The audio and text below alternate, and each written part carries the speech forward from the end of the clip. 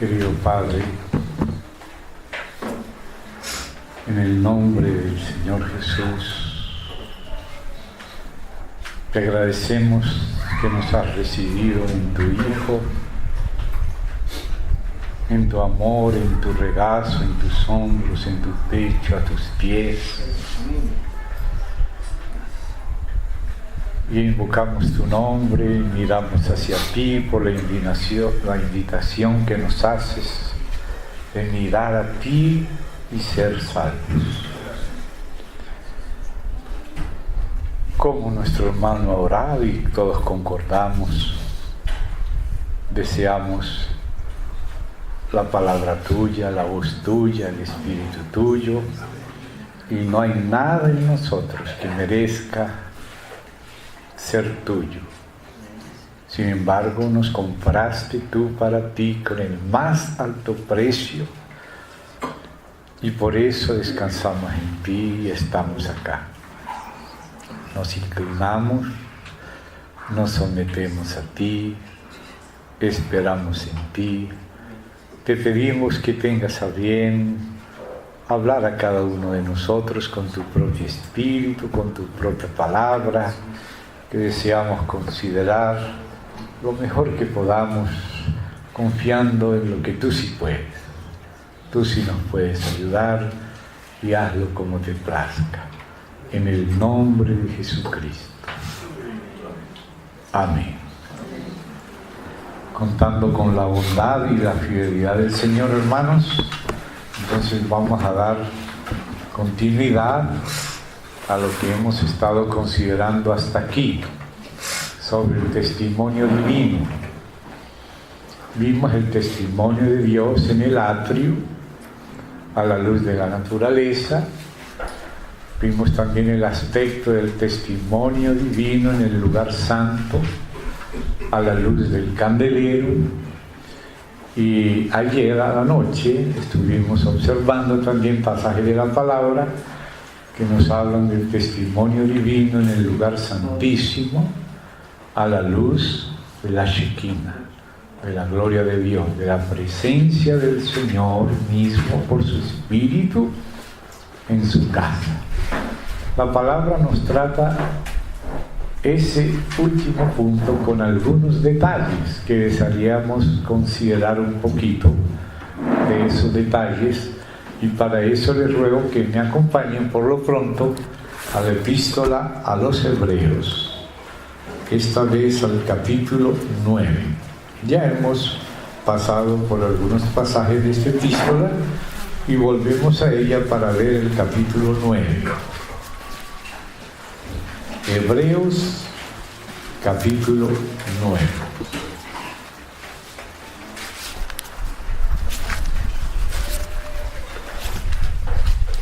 Voy a leer algunos pasajes desde el verso 1. Ya mencionamos algo, pero hoy nos detendremos en algo. Ahora bien, verso 1. Aún el primer pacto tenía ordenanzas de culto y un santuario terrenal, porque el tabernáculo estaba dispuesto así. En la primera parte, llamada el lugar santo, estaban el candelabro, la mesa y los panes de la proposición. Tras el segundo velo estaba la parte del tabernáculo llamada el lugar santísimo, el cual tenía un incensario de oro y el arca del pacto cubierta de oro por todas partes, en la que estaba una urna de oro que contenía el maná, la vara de Aarón que reverdeció y las tablas del pacto, y sobre ella los querubines de gloria que cubrían el propiciatorio, de las cuales cosas no se puede ahora hablar en detalle. Y así dispuestas estas cosas, En la primera parte del tabernáculo entran los sacerdotes continuamente para cumplir los oficios del culto, pero en la segunda parte solo el sumo sacerdote una vez al año, no sin sangre, la cual ofrece por sí mismo y por los pecados de ignorancia del pueblo, dando el Espíritu Santo a entender con esto que aún no se había manifestado el camino al lugar santísimo, entre tanto que la primera parte del tabernáculo estuviese en pie, lo cual es símbolo para el tiempo presente, según el cual se presentan ofrendas y sacrificios que no pueden hacer perfecto en cuanto a la conciencia al que practica ese culto, ya que consiste solo de comidas y bebidas, de diversas abluciones y enseñanzas acerca de la carne, impuestas hasta el tiempo de reformar las cosas. Pero, estando ya presente Cristo, sumo sacerdote de los bienes venideros, por el más amplio y más perfecto tabernáculo, no hecho de manos, es decir, no de esta creación, y no por sangre de machos cabríos, ni de becerros, sino por su propia sangre, entró una vez para siempre en el lugar santísimo, habiendo obtenido eterna redención. ¿Por qué? Si la sangre de los toros y de los machos cabríos, la ceniza de la becerra rociada, los inmundos, santifican para la purificación de la carne, cuánto más la sangre de Cristo, el cual, mediante el Espíritu eterno, se ofreció a sí mismo sin mancha a Dios, limpiará vuestras conciencias de obras muertas para que sirváis a Dios vivo.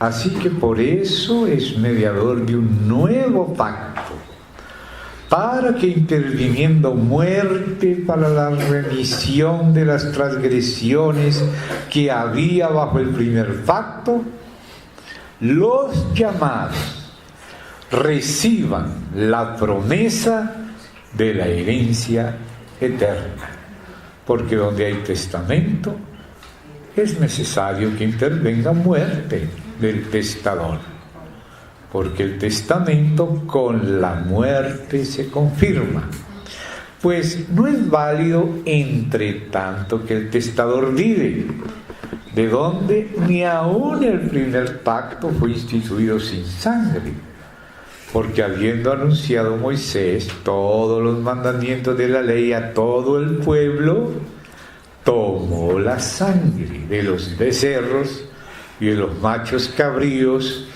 con agua, lana escarlata e hisopo, y roció el mismo libro y también a todo el pueblo, diciendo: esta es la sangre del pacto que Dios os ha mandado. Y además de esto, roció también con la sangre del tabernáculo y todos los vasos del ministerio, y casi todo es purificado según la ley con sangre, y sin derramamiento de sangre no se hace remisión.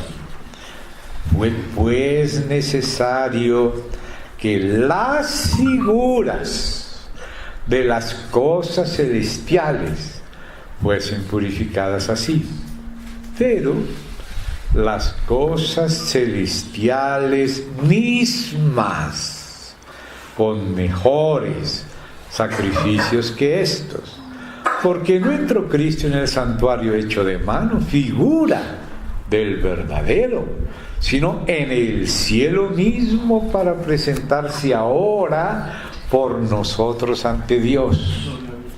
Y no para ofrecer muchas veces, como entra el sumo sacerdote en el lugar santísimo cada año con sangre ajena.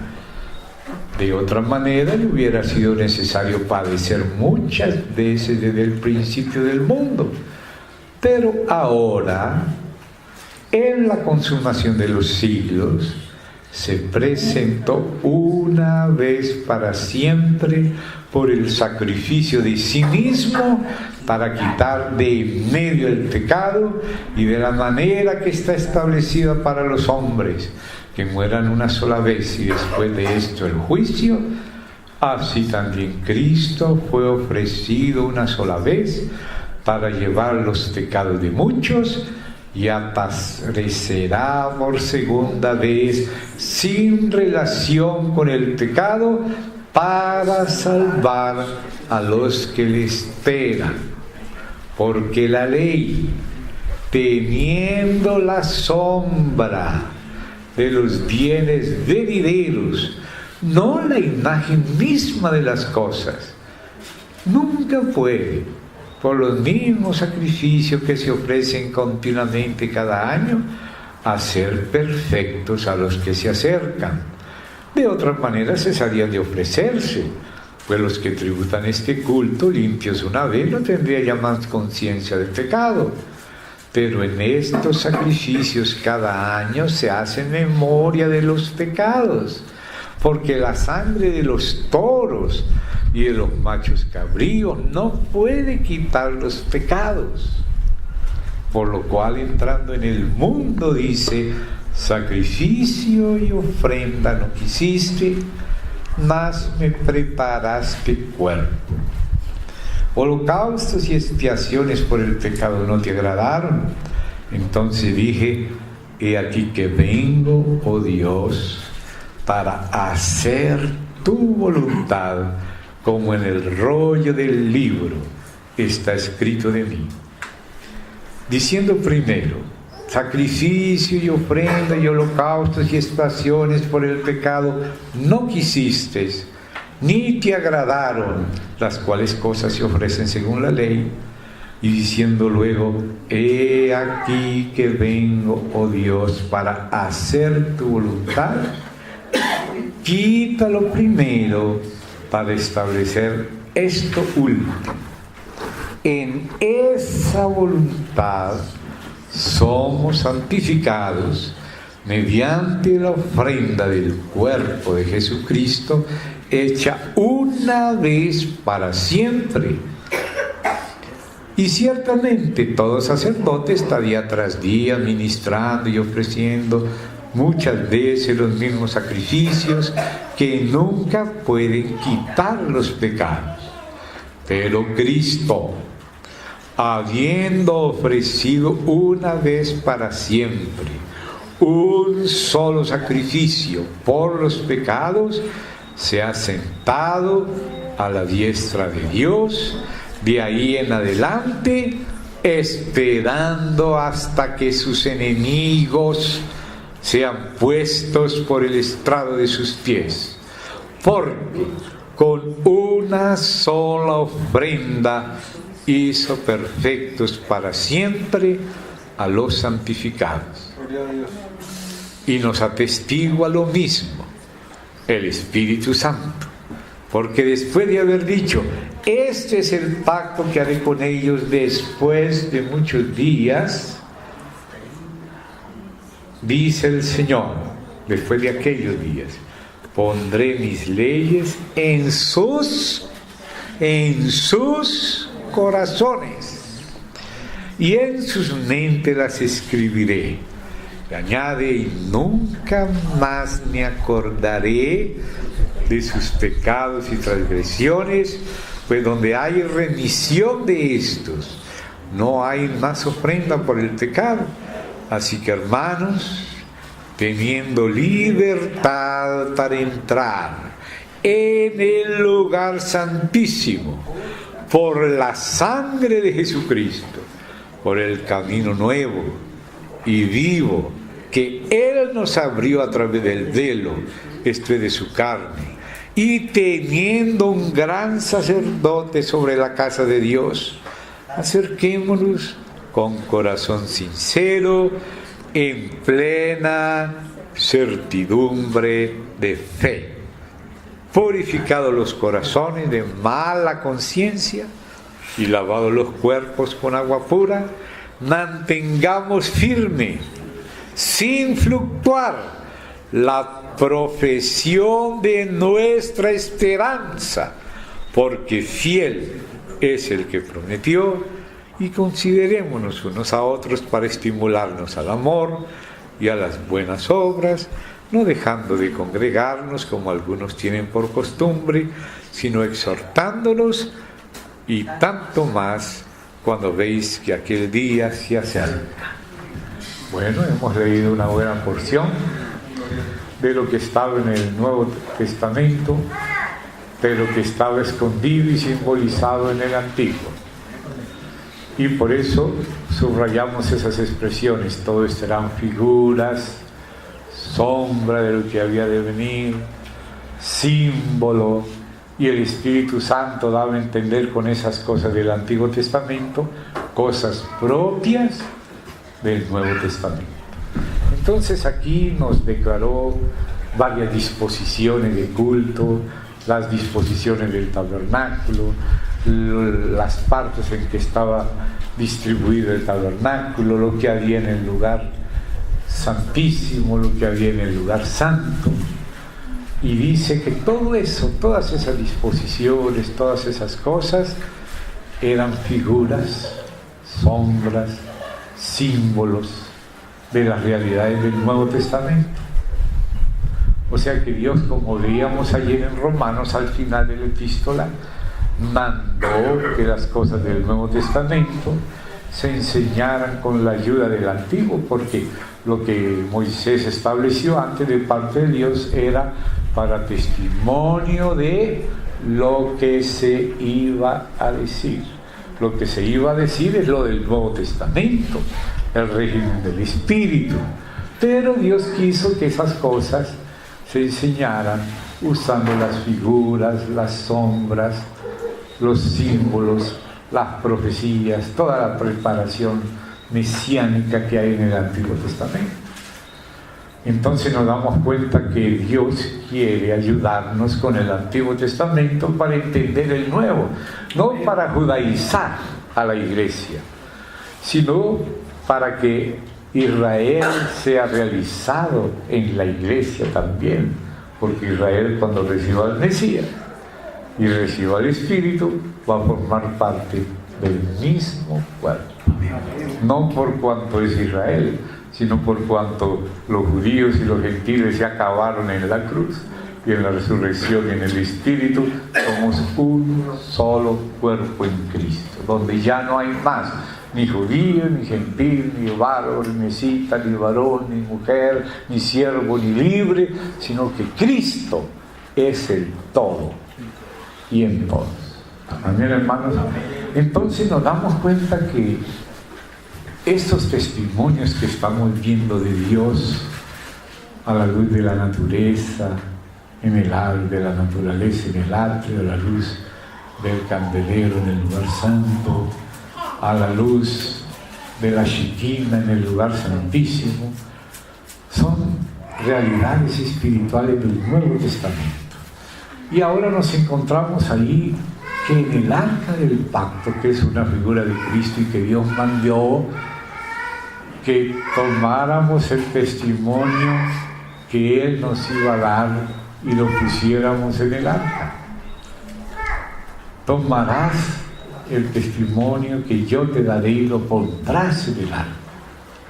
Y allí, sobre el propiciatorio, debajo de las alas de los querubines, me voy a declarar a ti. Entonces estamos viendo que Dios está hablando de un testimonio interior que daría a su pueblo, que estaba simbolizado en lo que pasaba en la parte más interior del tabernáculo y del templo. Y ahí nos damos cuenta que lo que Dios colocó en el lugar central de todo el tabernáculo es el arca. Veíamos que el arca representa a Cristo mismo. El arca estaba cubierta de oro por dentro y por fuera, pero también era hecha de madera de acacia, pero cubierta por dentro esa madera por el oro de adentro y también por fuera oro. ¿Por qué el arca tenía oro por dentro? Porque el oro interior representa la persona divina y eterna del Verbo que estaba con Dios y era Dios antes de la creación, que participó en el plan y participó en la creación, siendo co-creador con el Padre. Por eso el Señor Jesús decía: Padre, glorifícame tú con aquella gloria que yo tuve contigo antes que el mundo fuese. O sea que antes de existir el mundo, ya el Hijo participaba de la gloria del Padre, siendo el resplandor de su misma gloria. Por lo tanto, la persona divina del Hijo no comenzó cuando se encarnó, sino que ya estaba antes de la creación del mundo. Inclusive dice en Hebreos 1:3 que Dios todo lo hizo para Él y lo hizo por medio de Él. O sea que el Hijo ha sido creador con el Padre. Por eso en el prólogo del Evangelio de San Juan dice: nada de lo que ha sido hecho fue hecho sin Él, sin el Verbo que estaba con Dios y era Dios. O sea que la persona eterna y divina del Hijo estaba con el Padre antes de la fundación del mundo, y por eso el proverbio, la sabiduría divina que es Cristo, dice: yo, la sabiduría, habito con la cordura, y etcétera. Y continúa más adelante hablando el yo de la sabiduría, que es la persona del Hijo. Según 1 Corintios 1:24, la sabiduría divina y el poder divino es Cristo. Entonces, por eso la sabiduría habla en primera persona, en Proverbios 8, yo la sabiduría, y dice así también: con Él, la sabiduría, yo la sabiduría, el Hijo, la persona del Hijo con Él, con el Padre, con Él estaba yo ordenándolo todo, y era su delicia de día en día delante de Él. Eternamente tuve el principado, con Él estaba yo, el Hijo con el Padre. En el principio era, eternamente era el Verbo, y el Verbo era con Dios, y el Verbo era Dios. Todas las cosas por medio, dia es la palabra en griego, o mediante Él o por medio de Él fueron hechas. Y sin Él, sin el Hijo, nada, ni siquiera una hoja de pasto, nada de lo que ha sido hecho fue hecho sin Él. Todo el Padre lo quiso hacer por el Hijo. Por tanto, el Hijo es co-creador con el Padre y es divino.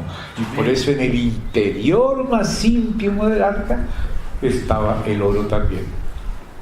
Estaba cubierta de oro por dentro y por fuera. Luego Él se hizo carne, tomó la naturaleza humana, y la naturaleza humana estaba representada por la madera de acacia. La madera representa al hombre, por eso Juan el Bautista decía: ya el hacha está puesta a la raíz de los árboles, por todo árbol que no da buen fruto será cortado y echado al fuego. ¿A quién se refería esa madera? A los seres humanos. Y el Señor Jesús, siendo divino, como dice en Filipenses, no estimó el ser igual a Dios como cosa que aferrarse, sino que se despojó, tomó forma de siervo, como hombre verdadero, con espíritu humano, alma humana, cuerpo humano, toda la naturaleza humana, y estando en la condición de hombre, se humilló hasta la muerte. Y luego dijo: Padre, glorifícame tú al lado tuyo con aquella gloria que tuve contigo. Él se despojó, se hizo hombre, pero el Padre lo resucitó y le devolvió otra vez la gloria, lo sentó a la diestra del Padre, sobre todo nombre, toda boca lo tiene que confesar, Toda rodilla se tiene que doblar delante de Él, en el cielo, en la tierra y aún debajo de la tierra. Amén. Entonces, cuando Él resucitó, la gloria que tenía por dentro, de la que Él se despojó y se hizo hombre, ahora volvió sobre Él por fuera. Ahora apareció glorificado con la gloria que tenía, pero antes la tenía en cuanto Hijo de Dios, pero ahora es también Hijo de hombre, pero es el mismo Hijo de Dios. Dos naturalezas, pero de la misma persona. La persona es el Hijo de Dios, pero que ahora es también Hijo del hombre. Tiene la naturaleza divina y tiene también la naturaleza humana, y la naturaleza humana en Él fue glorificada, para que luego Él sea nuestro alimento y nosotros también seamos glorificados en Él. Y de hecho Pablo, cuando habla de nuestra glorificación, no la habla en futuro, aunque en futuro la usufructuaremos, ya fue conseguida para nosotros en Jesucristo. Él se vistió de nosotros como hombre, fue probado y venció el pecado, el mundo, la muerte, el diablo, todas las cosas, y ahora fue glorificado como hombre, y ahora hay un hombre en la gloria que es nuestro alimento. El que me come vivirá por mí. Entonces ahora la gloria que estaba dentro, hablando del eterno Hijo de Dios, ahora es también la del Hijo del Hombre, porque el Hijo de Dios se hizo Hijo del Hombre y la gloria a Dios se la devolvió, pero también en la naturaleza humana, y el hombre fue glorificado en el Hijo del Hombre. Entonces por eso Pablo dice: Dios a los que antes conoció, a estos los predestinó para que fuesen hechos conformes a la imagen de su Hijo. A los que predestinó, a estos también llamó. A los que llamó, a estos también justificó. Y a los que justificó, dice el Espíritu Santo por Pablo, a los que justificó, a estos también glorificó, en pasado, como un hecho. ¿Y ese hecho en quién se dio? En la carne humana. ¿En la de quién? En la de Cristo, porque Él no fue pecador y venció en la carne. Y por eso ya la naturaleza humana está glorificada con la gloria divina en Cristo. Y ahora Él dice: Padre, por ellos yo me santifico a mí mismo, para que también ellos sean santificados. O sea que nosotros somos santificados y glorificados en Jesucristo. La glorificación nuestra ya se dio en la persona de Jesucristo y ya Él mora en nosotros. Por eso dice: cuando Cristo vuestra vida se manifieste, vosotros también seréis manifestados con Él en gloria. Este cuerpo es de humillación, pero aquel es de gloria, de resurrección. Entonces por eso Pablo ya dice: nos glorificó, porque eso ya está cumplido en Jesucristo. Ya hay un hombre en la gloria, y ese hombre es nuestra cabeza y es nuestro alimento para el espíritu, para el alma y para el cuerpo.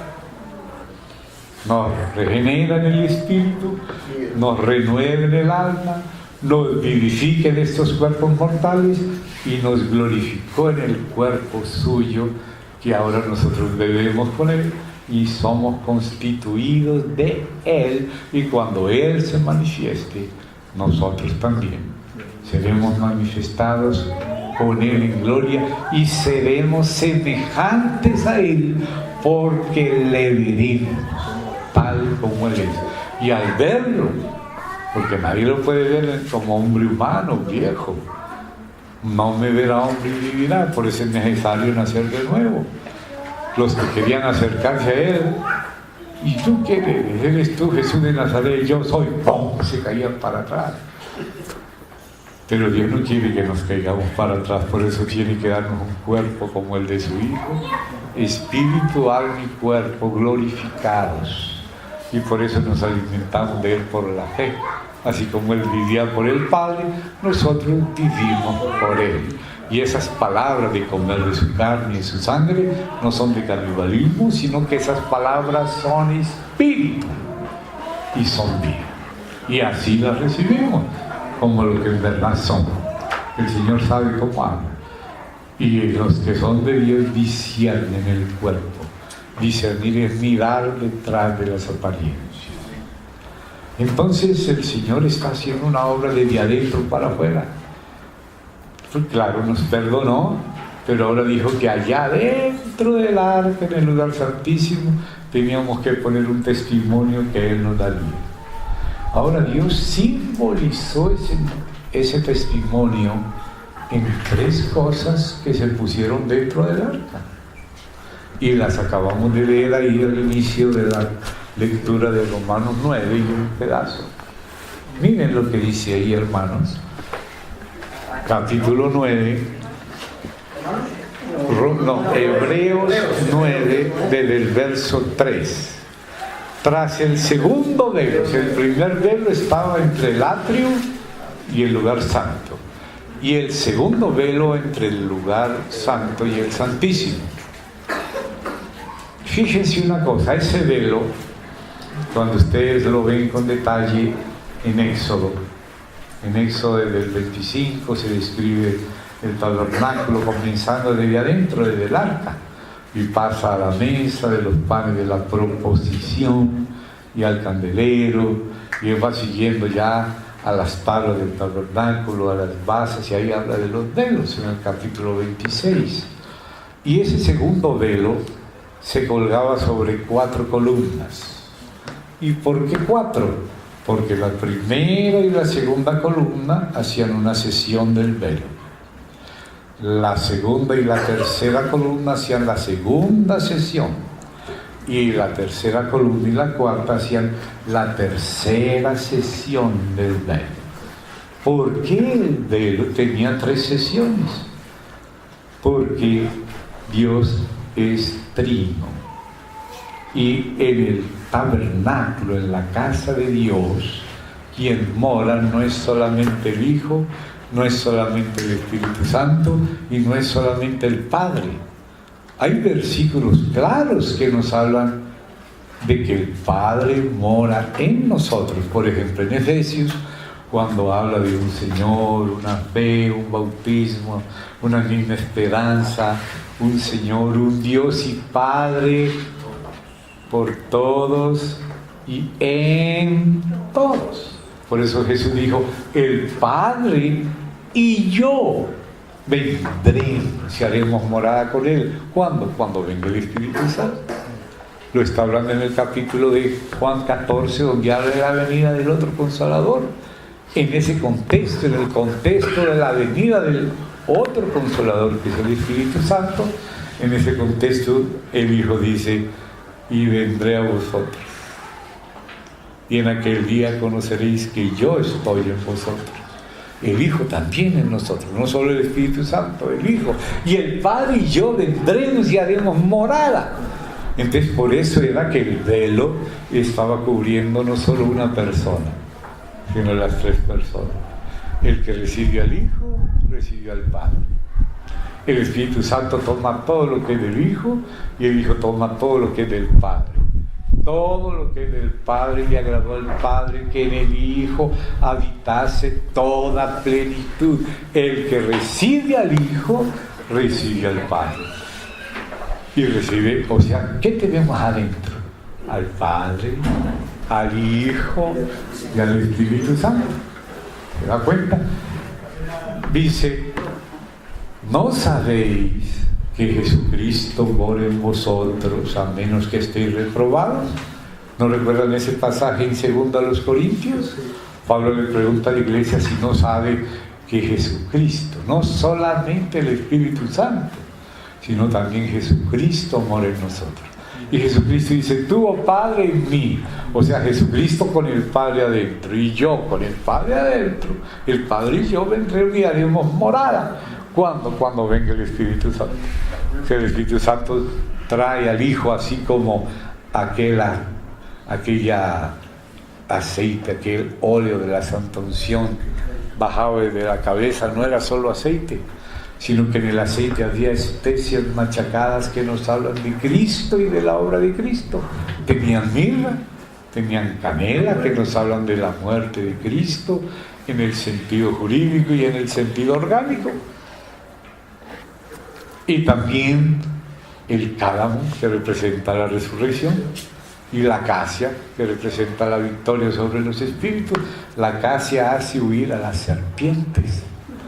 Y el óleo de la Santa Unción no tenía solo aceite, sino que el aceite era portador de la acacia, portador de la canela, del cálamo y de la acacia.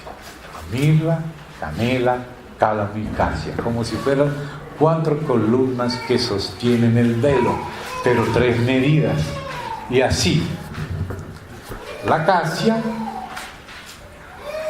que era la 4ª parte, entre la 4ª y la 3ª columna, la acacia eran 500 ciclos. La mirra al principio eran 500 ciclos, pero la canela y el cálamo, la medida del medio, la del hijo, eran 250 ciclos cada uno. O sea que una medida completa, mirra, 500. Una medida completa, la acacia, 500. Y el del medio estaba partido por la mitad, así como el velo no se rasgaba por el lado del Padre, porque no fue el Padre el que murió, ni se rasgaba por el lado del Espíritu, porque no fue el Espíritu que murió. El que murió fue el Hijo. ¿Ve?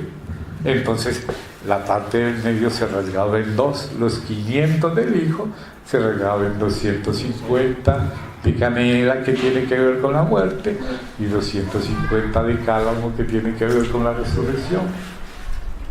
Entonces vemos que en aquellas medidas se veía que la medida del medio estaba partido por la mitad, así como en las 4 columnas que sostenían las 3 sesiones del velo estaba rasgado por la mitad, porque el que murió fue el Señor Jesús, el Hijo. Él es el que fue rasgado. Cuando Él murió se rasgó el velo de arriba para abajo para abrirnos la entrada al lugar santísimo. Entonces ahí nos damos cuenta por qué el velo tenía 3 sesiones sostenidas en 4 barras, así como había 4 elementos, pero 3 medidas, y la del medio partida en 2. ¿Se da cuenta? Por su muerte, por nosotros, Él murió como hombre, porque Dios no puede morir como Dios, pero resucitó como Dios y como hombre. Por eso Él tiene canela y cálamo, muerte y resurrección. La canela es el aroma, de eso nos habla la canela, del aroma de Cristo.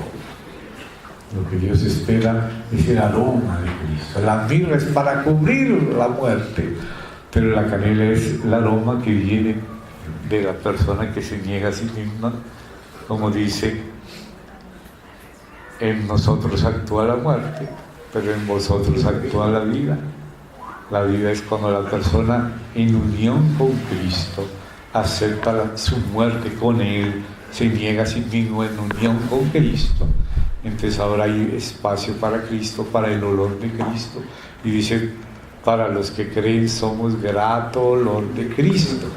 O sea que el aroma de Cristo representado en la canela viene es por negarse a sí mismo. Si el grano de trigo no cae en tierra y muere, se queda solo, pero si muere tiene mucho fruto. Pero junto a la canela está el cálamo, que representa, es una caña que sale del barro erguido, blanco, limpio, que representa la resurrección del Señor. Pero se sentó a la diestra, sobre todo principal de potestad, como la casa hace huir a la serpiente. La victoria sobre todo, sobre la carne, el pecado, el mundo, la muerte, el diablo, todo, el Señor venció. Pero entonces, ahí adentro estaba esa arca que ya hablamos, que habla de Cristo, y ayer nos deteníamos en esas partes claves de que Dios iba a poner dentro un testimonio. Dios nos iba a dar un testimonio para que nosotros lo pusiéramos dentro del arca, Y aquí en el capítulo 9 encontramos qué era lo que estaba dentro del arca, que Él nos dio para que nosotros lo pongamos, lo guardemos allá adentro, lo guardemos, lo pongamos. Ese es el lugar de ese testimonio. Y ese testimonio interior, ya no solo a través de los astros, de lo que recibimos bienes y todo lo que la Biblia dice, que a través de las cosas que Él hizo, Dios no se dejó sin testimonio, sino que por medio de la naturaleza Él nos habla de sí mismo. Pero ese es un testimonio de afuera para adentro, y Dios quiere después un testimonio mayor hasta que llega el testimonio interior, Él mismo formándose en nosotros, formando a su Hijo, configurándonos a la imagen de su Hijo desde adentro, en la medida que lo conocemos, en la medida que nuestra conciencia va siendo identificada con el Espíritu Santo. Porque una de las cosas que el Señor puso, miren lo que había ahí, capítulo 9 de Hebreos, dice lo que había en el lugar santísimo, el cual tenía un incensario de oro. Acuérdense de que en Éxodo el incensario de oro estaba en el altar de oro en el lugar santo, y allá se preparaba el incienso, y al incienso también, como al óleo de la Santa Unción, se le mezclaban especies machacadas, y eso está descrito también ahí en Éxodo. Pero aunque se paraba en el lugar santo, y ese era el tiempo de la ley, eso estaba como un símbolo. Pero la Biblia dice de que son símbolos los inciensos. Dice que el incienso son las oraciones de los santos. Pero entonces el incienso no podía ser solo incienso, sino que estaba mezclado con aquellas especies machacadas que representan a Cristo, lo que Cristo es, lo que Cristo ha hecho por nosotros en su muerte, en su resurrección, en su ascensión para interceder por nosotros. Quiere decir que así como el aceite no estaba solo, sino que nos traía toda la riqueza de lo que Cristo es en su divinidad, en su humanidad, en su obra, en su muerte, resurrección, ascensión, y baja de arriba para abajo. Ahora el incienso va de abajo para arriba, esa escalera de Betel por donde suben y ascienden los ángeles, es una figura de Cristo. Acuérdense lo que dijo el Señor a Natanael, a Bartolomé, Natanael de Caná de Galilea, uno de los apóstoles, que siempre aparece en el puesto 6, siempre. Le dijo: he aquí un verdadero israelita en el cual no hay engaño. ¿Y desde dónde me conoce?, le dice Natanael, que es el mismo Bartolomé. Natanael es el nombre y Bartolomé es el apellido, hijo de Ptolomeo o Ptolomeo. Entonces le dice el Señor: antes, cuando estaba debajo de la higuera, cuando te vi, te conocí. Rabí, no eres el Mesías de Israel, el Hijo de Dios. Porque te dije esto, ¿creíste? De aquí en adelante vas a ver el cielo abierto y ángeles que suben y descienden sobre el Hijo del Hombre. O sea que esa escalera entre el cielo y la tierra, que une el cielo y la tierra, que nos trae a Dios y sube al hombre, es Jesucristo. Es esa escalera, ese camino, esa piedra fundamental del tabernáculo de reunión, que es Betel, la casa de Dios, que al principio era una piedra ungida y luego la libación, pero esa piedra se volvió el tabernáculo, ¿ve? Y el aceite de la Santa Unción, y también la sangre derramada sobre el tabernáculo, como acabamos de leer. Entonces vemos que hay una simbología de la realidad espiritual de hoy. El tiempo de reformar las cosas es el Nuevo Testamento, la era de la gracia y de la iglesia. Entonces ahora nos damos cuenta que hay adentro del lugar santísimo, ahora ya puso el incensario. ¿Por qué? Porque es que el incensario, aunque en Éxodo estaba en el atrio, en el lugar santo, porque todavía no se había manifestado el camino. Sin embargo, ahora en Hebreos aparece en el lugar santísimo. ¿Por qué? Porque cuando tú vas a entrar y comienzas a orar, tú estás en el alma. Si sigues en tu naturalidad, sigues afuera. Pero si entras en el Espíritu y tienes por la sangre de Cristo, el incienso ya quedó mezclado con las especies machacadas y Cristo te abrió el camino, y aunque al principio estás orando y parece que estás en la carne, a veces no puedes ni cruzar el techo, pero de pronto tocas el Espíritu, porque Cristo, el sumo sacerdote, introduce el incensario en el lugar santísimo. Entonces ahora entramos en el Espíritu. A veces estamos en la carne. ¿Y cómo podemos pasar de la carne al Espíritu? Como dice, el que a mí viene de su interior.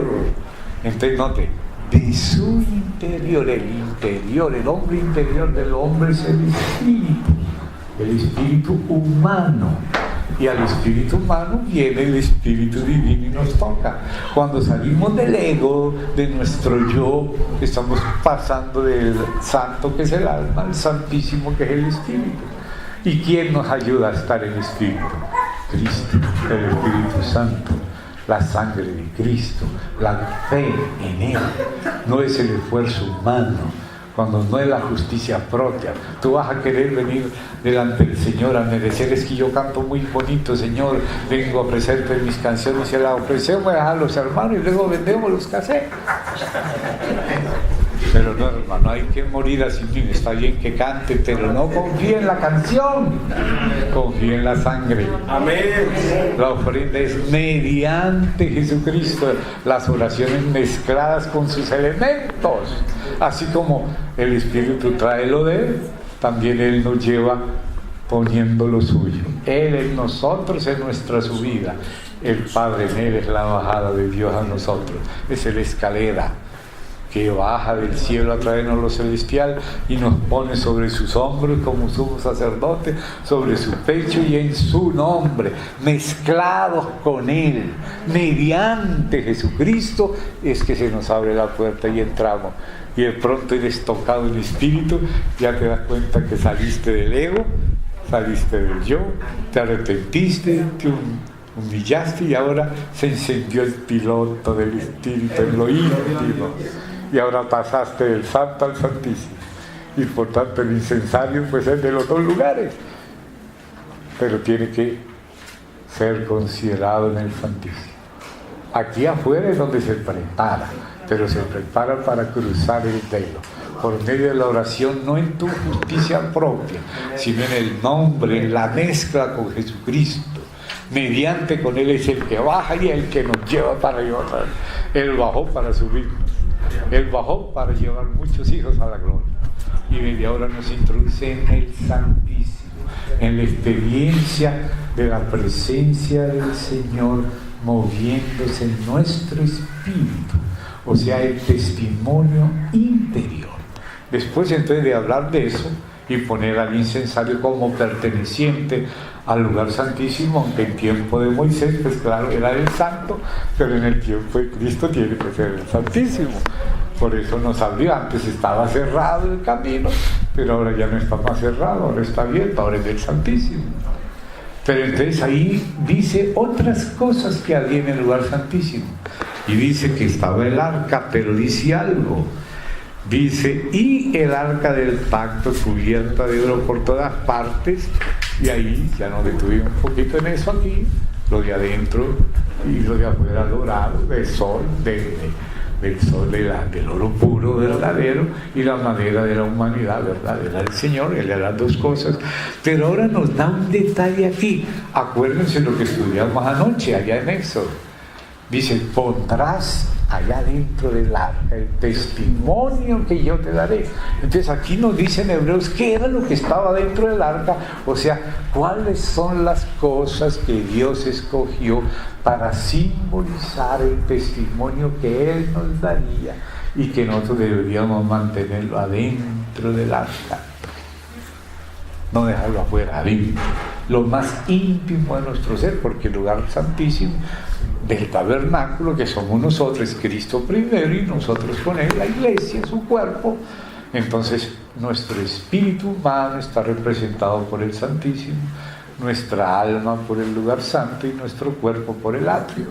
Con el atrio tenemos contacto con el mundo exterior, con el alma sabemos de nosotros mismos, de nuestros pensamientos, sentimientos, voluntad, pero en el lugar santísimo nuestro espíritu fue diseñado para cumplir 3 funciones principales en relación con el testimonio que Dios da en nuestro interior. Y esas funciones se representan por esas 3 cosas que fueron puestas en el lugar santísimo.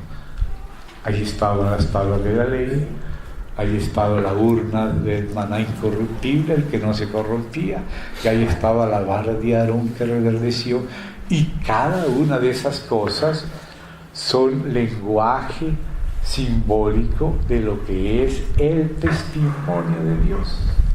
Entonces Dios da testimonio a través de las tablas del pacto que representan algo, da testimonio acerca del maná, que el que no estaba allá adentro se corrompía al otro día y ya no servía, hería, pero el que estaba en la urna allá adentro vivía y era incorruptible, vida de resurrección, comida celestial. Y la vara de Aarón también era testimonio de Dios que estaba ahí adentro. ¿Qué representa eso? ¿Por qué habían esas 3 cosas ahí? Hay que ver qué es lo relativo a las tablas de la ley, porque Dios puso las tablas de la ley ahí adentro. Incluso con solo ser hombres, ya fuimos diseñados para oír la voz de Dios a través de lo que anoche veíamos, el testimonio de nuestra conciencia, teniendo las obras de la ley escritas en el corazón como testimonio. O sea que Dios le llama a las tablas del pacto, le llama a las tablas del testimonio. ¿Testimonio de quién? Del que Dios nos da. O sea que el testimonio verdadero es el que nos da Dios mismo. Entonces, si Dios nos manda que amemos a Dios y al prójimo como a sí mismo, es porque Dios ama y Dios mismo es amor. Si Dios quiere que no seamos asesinos, es porque Él quiere darnos vida. Si Dios quiere que no robemos, es porque Dios no es ladrón. Si Dios quiere que no mintamos, es porque Dios no es mentiroso. Dios no es adúltero, Dios es fiel. O sea que las tablas del testimonio que nos indican lo que Dios espera de nosotros y que seamos santos como Él es santo, pero no solo por mandamiento, sino porque Él vive en nosotros. Lo que Él nos manda refleja o da testimonio de lo que Él es. Por eso yo les recomiendo a los hermanos un libro de nuestro hermano Watchmaní que se llama El Testimonio de Dios. Los que lo puedan conseguir, consíganlo, léanlo, porque es precioso, te lo recomiendo. Dios mismo es el que da testimonio. Y aún con la ley, aunque no somos justificados por la ley, sin embargo la ley nos muestra cómo es el carácter y la naturaleza de Dios, da testimonio de Dios. Entonces Dios puso la ley, las 2 tablas de la ley que le dio a Moisés, que Moisés quebró y tuvo que volver Dios a hacérselas a Moisés, fueron puestas allá como testimonio y nos hablan de cómo en el nuevo pacto Dios quiere escribir en nuestras mentes y en nuestros corazones su palabra y poner su espíritu en nosotros y hacer que andemos en sus estatutos y en sus mandamientos, no para ser justificados por la ley, sino porque nacimos de nuevo con una naturaleza que es la divina. No estamos ya aún bajo un régimen de la letra, pero ese régimen del espíritu está representado por aquellas tablas de la ley adentro. O sea que Dios está trabajando en lo interior de nuestro corazón Ustedes saben que el corazón es una relación entre el alma y el espíritu. Cuando tú vas a una concordancia exhaustiva, esas gruesas, no las poquitas de la concordancia breve, que hay muy pocos versos, ve a la exhaustiva y mira qué verbos se relacionan con el corazón, qué verbos se relacionan con el espíritu humano, qué verbos se relacionan con el alma humana. Ahí te vas a dar cuenta lo que es propio del alma, lo que es propio del espíritu y lo que es propio de una relación de cosas del alma y del espíritu. Por ejemplo, lo relativo a la mente está en el alma. Dice un versículo así: mi alma lo sabe muy bien. O sea que la que sabe, la que entiende, el entendimiento, la mente, es el alma. ¿Sí? Ahora, los afectos. Amarás a Dios con toda tu alma y todo tu corazón y con toda tu mente. Algunos no quieren amar a Dios con la mente, piensan que la mente es del diablo. No, la mente la hizo Dios. Nosotros se la vendemos al diablo, pero Dios no nos la dio para venderla, sino para que el espíritu sea el espíritu de nuestra mente. Como dice en Efesios, el espíritu de vuestra mente. O sea, que nuestra mente esté en el espíritu, no en la carne, no vuelto para afuera, sino para dentro, para entender y representar, interpretar el mover de Dios en nuestro espíritu. Mira, hermanos, esto hay que entenderlo. Mírelo conmigo allí. Vamos a Romanos capítulo 8. Vamos a ver esto, que esto no hay que leerlo a toda carrera, sino entenderlo. Romanos capítulo 8. Amén. Dice así, versos 5 y 6. Porque las cosas que son, los que son, de la carne, piensan en las cosas de la carne. Usted note que la mente a veces se ocupa de la carne. Estamos pensando solamente en lo relativo a la carne. Los que son de la carne, que andan en la carne, piensan dónde está puesta su mente, en las cosas de la carne. Pero ahora dice así: pero los que son del espíritu, en las cosas del espíritu. O sea, piensan en las cosas de su espíritu. O sea que su mente está en su espíritu y en las cosas del mover del espíritu. Su mente está atendiendo lo que pasa en su hombre interior, en vez de estar atendiendo lo que pasa en el hombre exterior. Si te pica una pulga allá en el dedo chiquito del pie, la mente lo sabe, porque los nervios los llevan a la mente y la mente inmediatamente manda a la mano para que se rasque el pie y saque la pulga, ¿verdad? Pero si hay algún movimiento en el interior, parece que no nos volvemos tan rápido hacia adentro. Pero Dios quiere que así como la mente a veces se pone y se concentra en la carne, se ponga en el espíritu. No pensar en la carne, sino en el espíritu. Ponerse en el espíritu, voltearse hacia adentro y estar atento al mover del espíritu de Dios en tu espíritu. Y a veces tú no lo entiendes bien. A veces empiezas a hablar en espíritu y en otra lengua y no entiendes. Entonces, ¿qué dice? Pida en oración. ¿A quién? ¿A alguna estatua por allá afuera? ¿O a la abuelita? ¿O a la novia? No, a Dios en el interior. Señor, vuélvase y gima, aunque no entienda. A veces no entendemos con la mente natural, pero el espíritu nos ayuda y gemidos, Señor, y te vuelves hacia arriba así como un radar, porque el espíritu es el que capta el espíritu y dice: Señor, ¿qué me quieres decir? Y el espíritu te da pasa del espíritu a la mente y entiende. A veces será otra lengua o el mover de Dios, la luz roja. ¿Recuerdan que hablábamos del Urim Tumim y del semáforo, que es un Urim Tumim burdo, pero que sirve para entender lo que quiere decir? Solo tiene 3 colorcitos, el Urim Tumim tiene 12, pero bueno, amén. Hay que empezar por 3, ¿verdad? Cuando estás en vida y paz, cuando estás en el espíritu, dice acá, tiene vida y paz.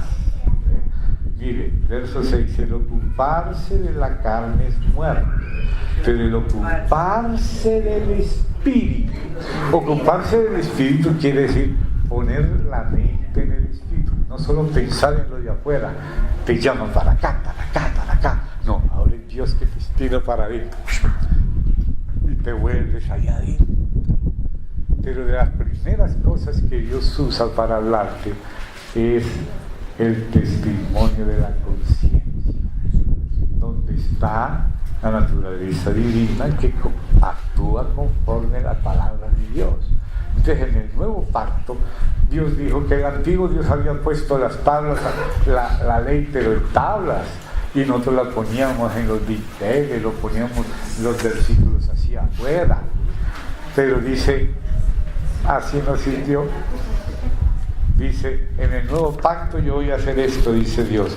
Me voy a olvidar de vuestros pecados, no los voy a tener en cuenta, los voy a lanzar al mar del olvido. Con la sangre voy a limpiar y me voy a olvidar. Pero no solo eso, es el nuevo pacto. Dice, pondré mi espíritu en vosotros y haré. Yo con mi espíritu voy a poner en vosotros mi espíritu y yo voy a ser, yo desde adentro, voy a hacer que andéis en mis estatutos, en mis mandamientos. Amén. O sea, el cumplimiento por la naturaleza de Cristo formado en nosotros. Ya no en forma de mandamiento, sino de una persona viva que nos gobierna como si nosotros fuéramos el burrito y él el jinete, porque es que así es. Él es el que va en el burrito y el burrito somos nosotros. No piense que todos los aplausos, los ramos y todas las tapetes son para nosotros, no es para el burrito. Nosotros somos el burrito, es para él.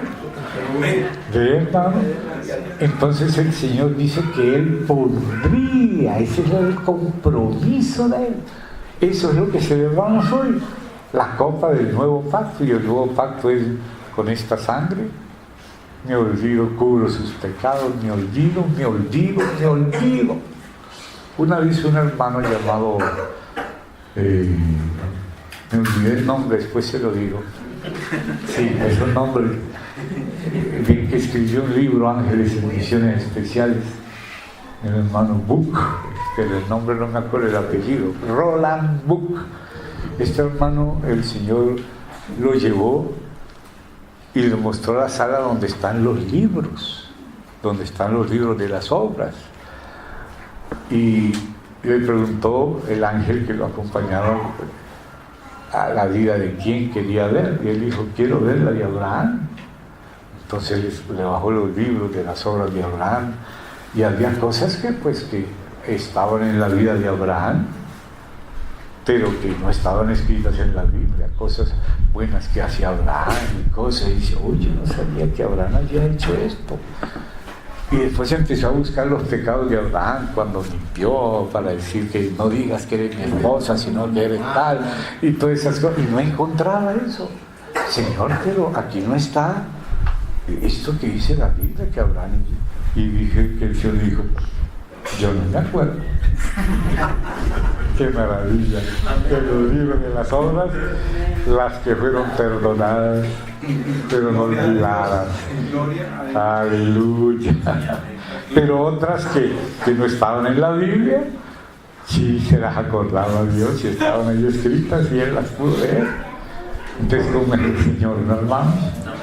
Aquí el Señor va mostrándonos el punto de vista de Él. Cuando pedimos perdón y perdonamos, dice, me olvidaré, lo echaré en el mar del olvido, nunca más me acordaré. Ay, será que nosotros miserables seremos capaces de hablar para nunca más acordarnos, siempre queremos acordarnos. Ay, qué miseria humana. Señor, ten piedad de nosotros, ayúdanos a olvidar a los que nos han ofendido y no acordarnos más. Con tu ayuda, porque tú eres así, Señor. Ayúdanos, Padre, en el nombre del Señor Jesús. Nunca más me acordaré de tus pecados.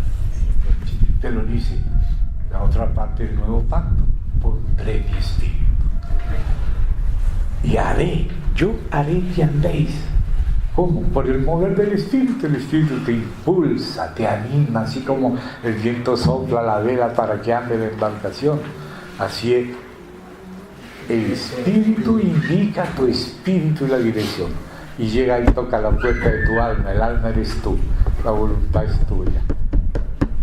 Ahí está impulsándote, pero no te va a violar. Él no es un violador, es tu alma la que tiene que entender con su mente a dónde te está dirigiendo el Señor, e interpretar con tu entendimiento el mover del espíritu. Oraré con el espíritu, pero oraré también con el entendimiento. Cantaré con el espíritu, pero cantaré con el entendimiento. No es lo mismo el entendimiento que el espíritu. Ayer hablábamos de eso, cuando apareció el Señor resucitado. La mente, el entendimiento de ellos no estaba claro. ¿Quién será este? Pero dice el otro versículo, ni siquiera el otro, el mismo, sabiendo que era el Señor. El espíritu sabía quién era, y la mente decía, ¿quién será este? Sabiendo quién era. El espíritu sabía quién era, la mente carnal no entendía quién era. Muchos miraban y dudaban, pero otros creían.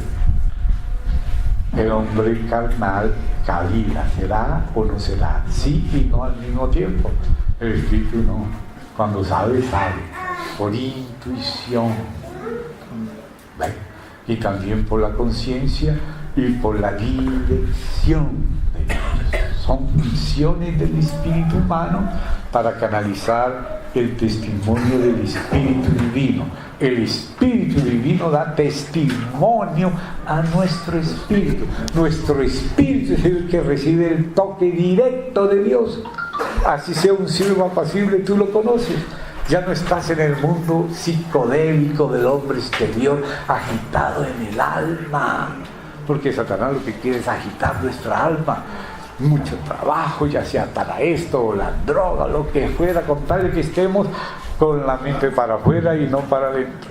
No atendiendo la voz del Señor allá adentro, pero allá adentro es donde hay que poner atención, porque allá adentro es donde Él mora.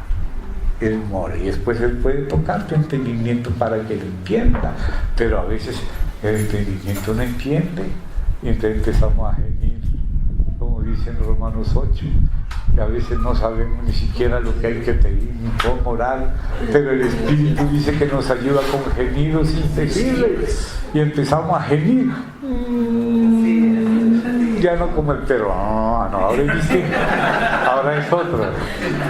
Son dos cosas distintas, ¿verdad? El querubín acá, ¿no? Pero el espíritu gimiendo. Señor Jesús, vuelto hacia Él, y dice: el que a mí viene, desde su interior correrán ríos de agua viva. Así que cuando vamos a orar estemos ahí, sin haber vueltos hacia Él en el interior, porque Él está adentro. Y dice: saltará como un pozo de agua viva. Desde adentro para afuera fluye el Espíritu.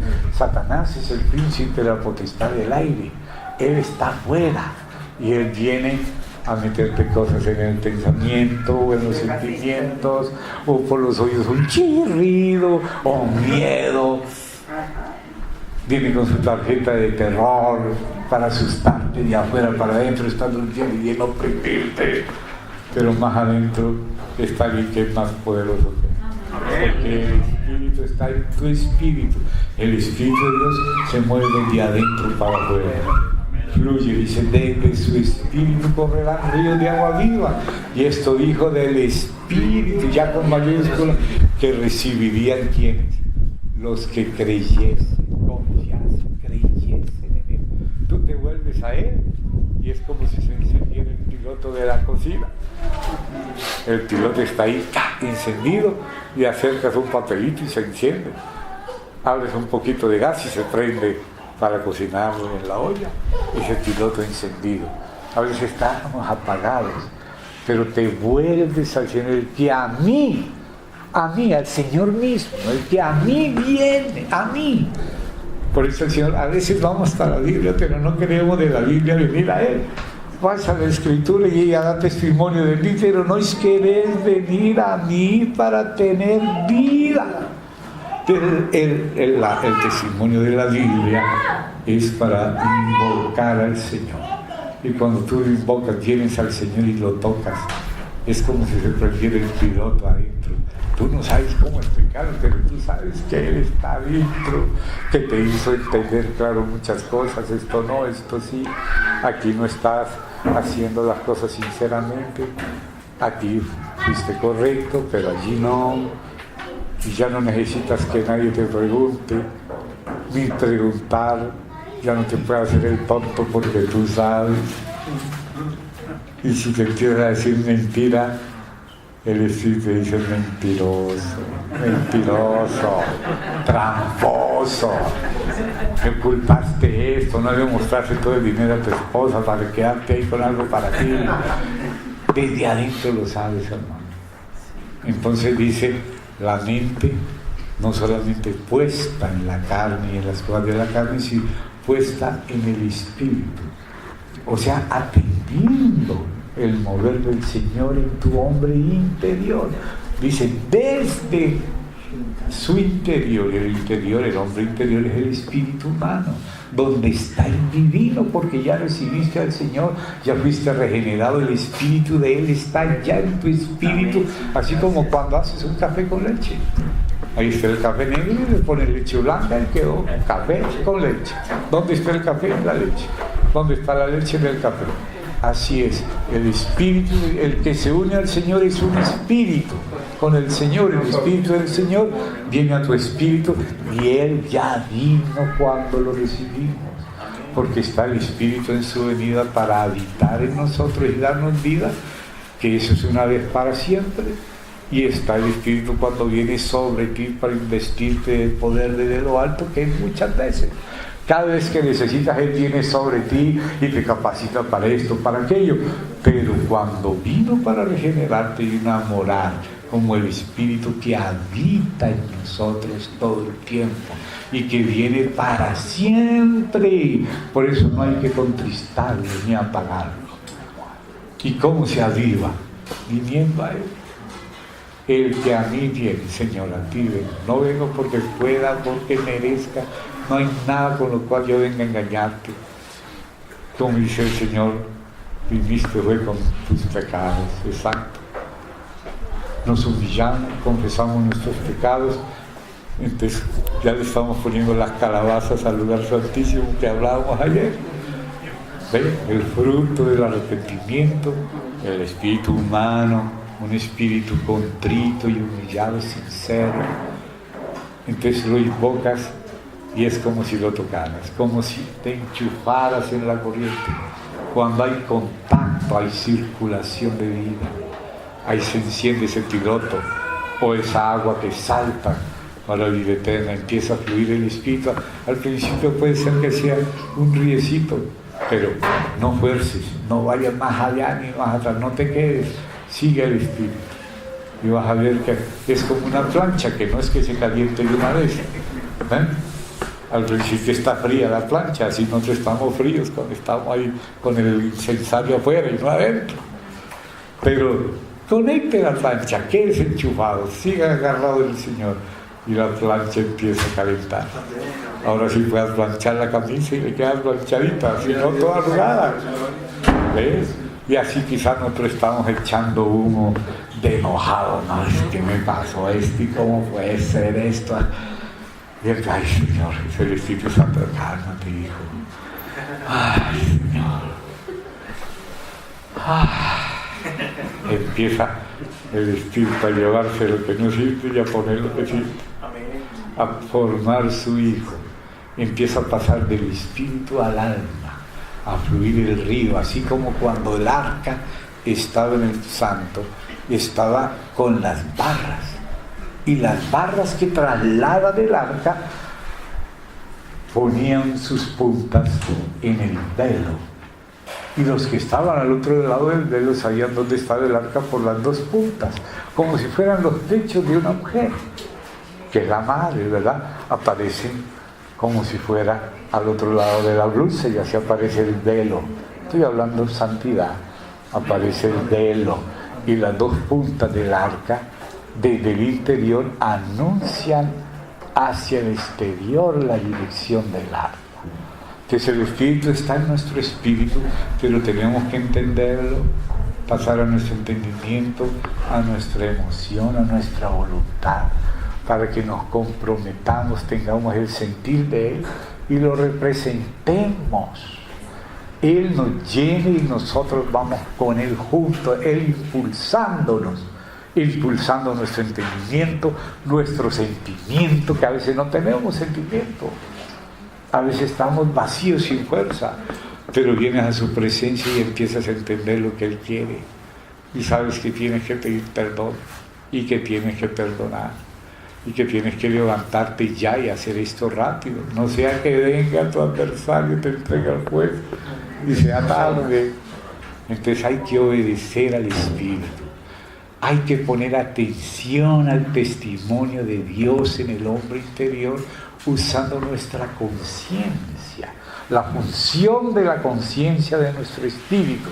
Esa frase que dice la Escritura, el testimonio de la conciencia, eso es lo que representan las tablas de la ley allá adentro. Y por eso Cristo se tiene que formar en la conciencia, porque a veces nuestra conciencia está torcida, ¿sabes? La Biblia no solamente habla del espíritu en la conciencia y de la conciencia en el espíritu. La Biblia también habla de conciencia cauterizada y de conciencias corrompidas y de conciencias malas y también buenas. Pero Pablo dice, mi conciencia me da testimonio en el Espíritu Santo. O sea que Cristo se había formado en la conciencia de Pablo, y la voz de la conciencia de Pablo y la voz del Espíritu Santo eran la misma. Mi conciencia, mía, la de Pablo, me da testimonio en el Espíritu. Su conciencia estaba en el Espíritu, flotando por el Espíritu, siendo llevada por el Espíritu. La voz del Espíritu Santo y la de Pablo eran la misma. Pero con los fariseos no pasaba eso. Con los fariseos ellos se tragaban los camellos, pero volaban los mosquitos. ¿Eso qué quiere decir? Que las cosas graves no se daban cuenta, y eran milindrosos, ponían la piel chiquitica, así. Eso es como que la conciencia estaba muy torcida. Dice Pablo, yo sé y confío en que nada es inmundo en sí mismo. Más para el que piensa que algo es inmundo, para él lo es. Y fíjese que la Biblia enseña allá en Romanos y también en en Corintios, que hay una relación entre el conocimiento y la conciencia. El que no tiene conocimiento, sino que está acostumbrado a los ídolos, su conciencia religiosa se contamina. ¿Por qué los musulmanes están matando y degollando a los cristianos pensando que rinden servicio a Dios? Porque eso es lo que ellos han oído. Ellos no conocen el Evangelio, conocen lo que les decía Mahoma o los imanes. Entonces su conciencia está torcida, está engañada por paradigmas de mentira. Entonces Cristo, por el Espíritu, tiene que trabajar nuestra conciencia para sentir con el sentir de Cristo, hablar con las palabras de Cristo, pensar con la mente de Cristo, y no según los hombres, y no según los engañadores o los desviados o los desequilibrados, porque a veces hacemos cosas necias. Por ejemplo, yo digo, ay, ahí hay un teatro, no voy a poder ir a la casa por acá, tengo que ir por allá para no pasar frente al teatro. Se deja contaminar por un teatro en vez de pasar como si no existiera. Sí. Y entonces ahora le toca caminar 4 veces más. ¿Ve? En cambio dice, cuando la persona es sincera, es fiel en lo poco. Pero no es así, colador de mosquitos y tragador de camellos. No, es fiel en lo poco. Y Dios le pone sobre lo mucho. Es sensible a Dios. No quiere ser jugarreta del diablo. El diablo viene y dice, te sube acá, es para acá. Y cuando hace lo que dice, no era para allá, era para acá y ahora para allá. Y no, pero es como el cuento que ustedes lo conocen del niño, el burro y el viejito.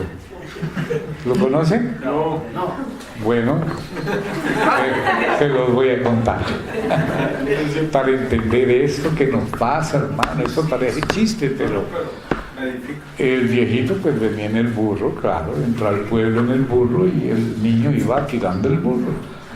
Y el pueblo, oiga, pero este viejo, y el pobre niño caminando y el viejo en el burro. Entonces la próxima vez puso al niño en el burro y entró este viejo bobo, viejito, cansado, y el niño en el burro. Entonces la próxima vez, pues entonces puso al burro y se subió en el burro con el niño. Oiga, qué viejo este, el pobre burro, con el viejo y el niño en el burro. Entonces después se bajó el viejo y se bajó el burro y el niño y él abajo y el burro también. Sí. No, pero este sí es un bobo, este hombre. Nunca vamos a estar contentos con el mundo, siempre nos va a creer. Y así es el diablo, acá y para acá, y te molesta acá y te enreda. Y hay que decir, cállese la boca, Satanás. El Señor me compró para Él, lo mío es con Él. Señor, enséñame tú, espero en ti. Cállate, el enemigo. Oigo a ti, Señor. Entonces el Señor te va guiando y la voz del Espíritu va formando a Cristo también en tu conciencia, y tu conciencia va a ser, pero si eres musulmán, tienes conciencia musulmana. Si tus padres eran católicos, hay María Santísima y que Santa Pacha bendita y un montón de cosas. Que cuidado, vas a blasfemar contra el curita. No es así. Y si eres adventista, pues sábado y todo. ¿Ves? ¿Por qué? Porque el conocimiento está relacionado con la conciencia. Si tienes conocimiento, entonces tu conciencia está viva. Pero si no tienes, si estás engañado en algo, eso afecta a tu conciencia. Entonces se necesita que el Señor se forme en nuestra conciencia, nos dé equilibrio. No irnos a tragarnos los camellos y a colar los mosquitos, pero bueno, ponerlo primero de último, primero lo de afuera y luego dice, no, primero lo de adentro, después lo de afuera.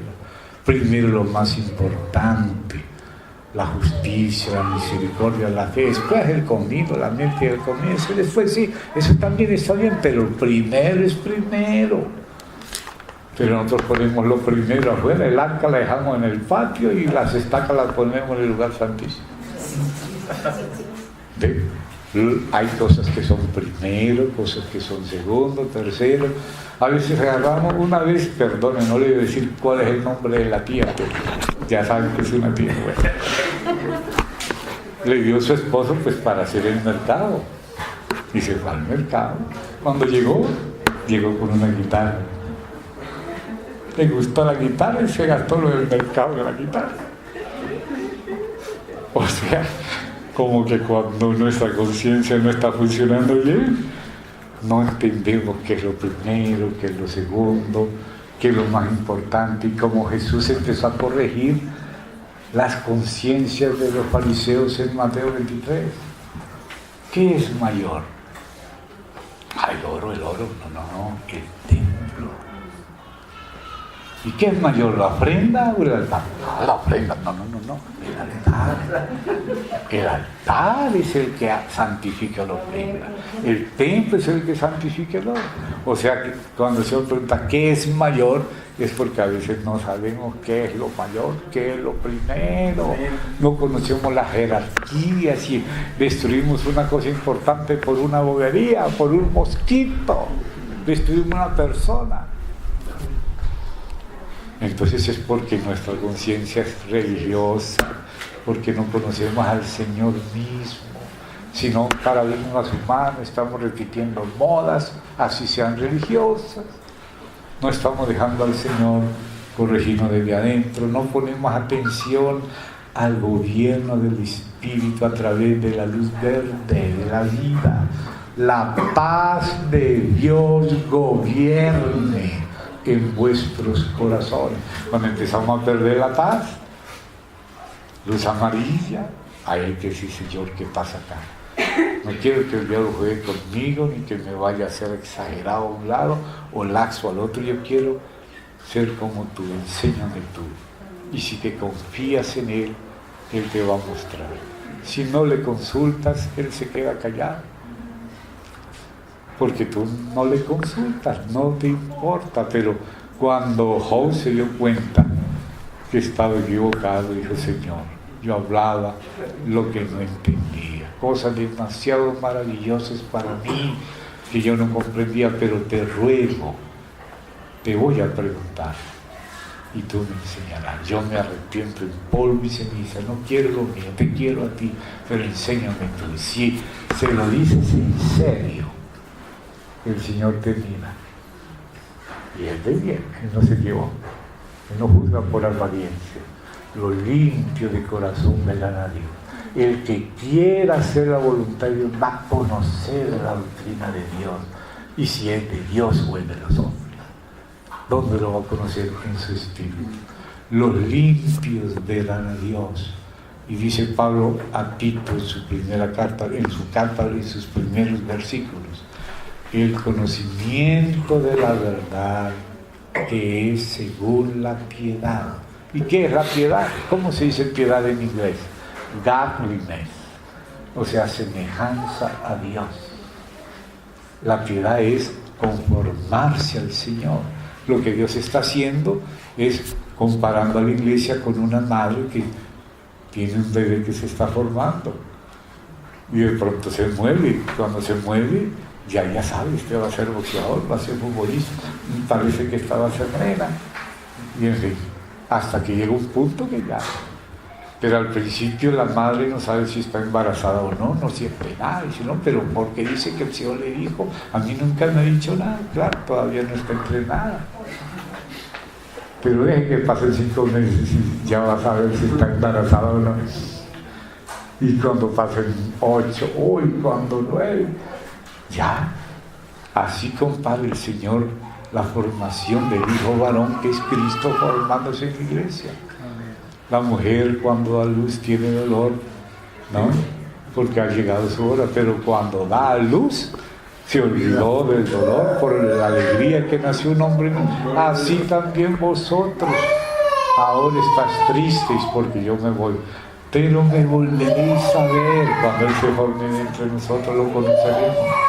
Y ya nadie os quitará vuestro gozo, porque Él se va formando. Entonces ese es el testimonio de Dios a través de las tablas de la ley, que son figuras de la naturaleza recta, santa, pura, equilibrada del Señor, que se va formando en nosotros, nos va llevando a su equilibrio, nos hace madurar, no ser apresurados, no ser fanáticos, ni tampoco ser descuidados, no ir más allá ni ir más acá.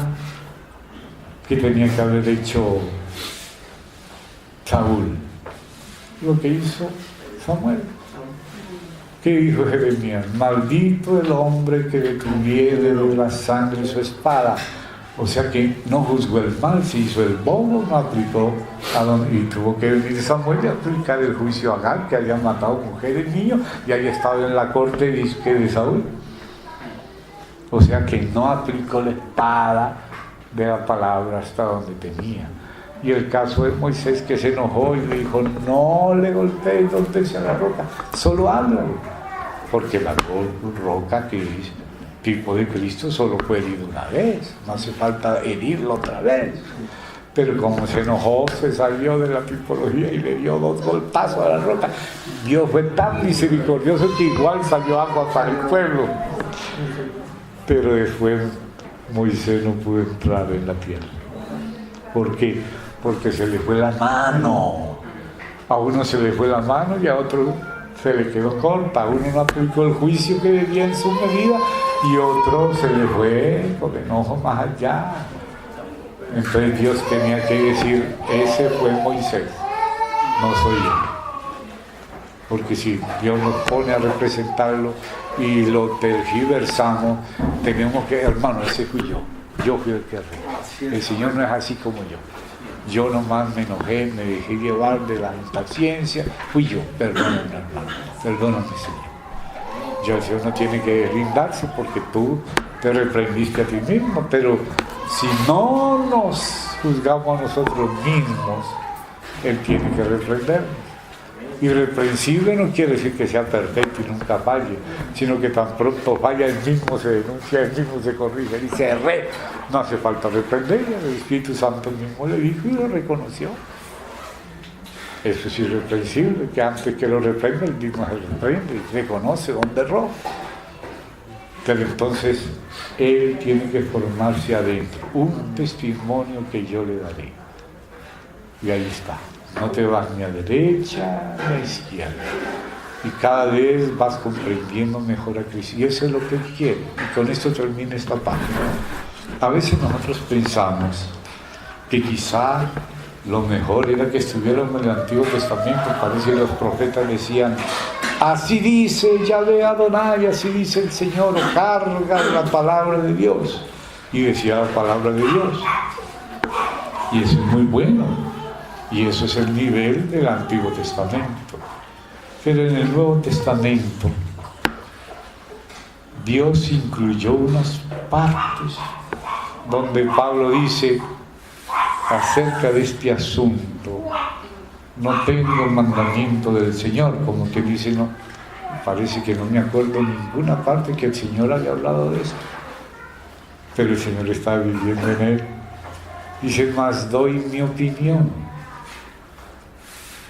Como alguien que alcanzó misericordia para ser fiel. Y luego esa opinión dice, así ordeno en todas las iglesias.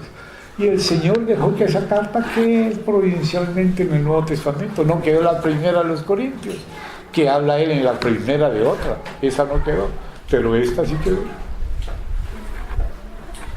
¿Qué le parece?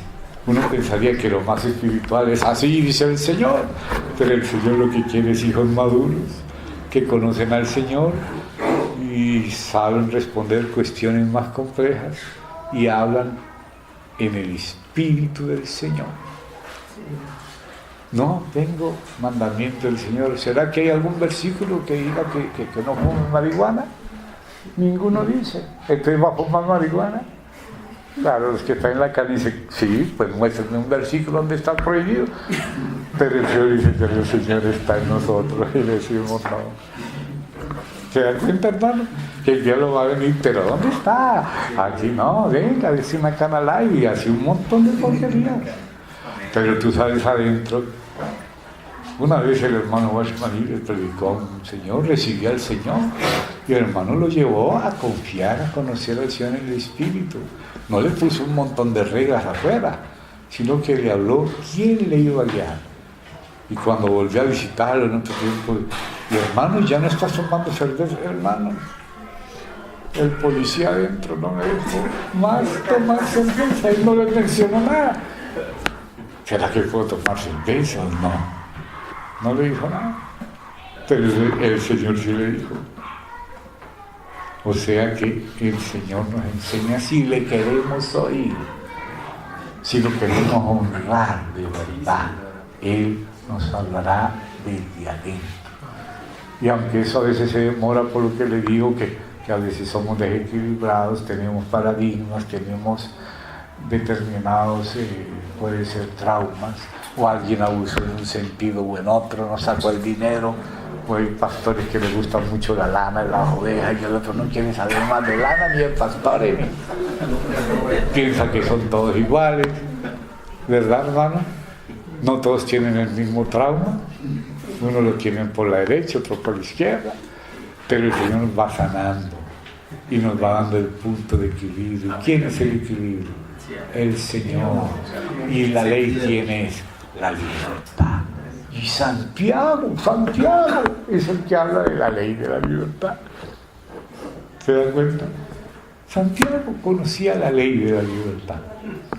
O sea que es el régimen del Espíritu. Nunca va a ir contra la palabra, pero es que la palabra de la ley es magnificada por Cristo. Cristo va más allá de la ley, porque Dios habló por Isaías que el Mesías magnificaría la ley. Habéis oído que fue dicho: amarás a tu prójimo y aborrecerás a tu enemigo. Mas yo os digo, amad también a vuestros enemigos. Al que te obligue a llevar carga por tanto y tanto, de todo. O sea, el Señor cumplió la ley, pero la magnificó. Solamente que no nos está mandando desde afuera, sino que es nuestra naturaleza, porque lo recibimos a Él y ahora nos concedió ser hijos de Dios, nacidos del Espíritu, y comprendemos al Señor en persona. Y aunque nadie te está viendo, en silencio tú haces las cosas y en secreto las haces bien, porque Dios te está viendo, porque conoces al Señor desde adentro. Bueno, hermanos, vamos a parar aquí.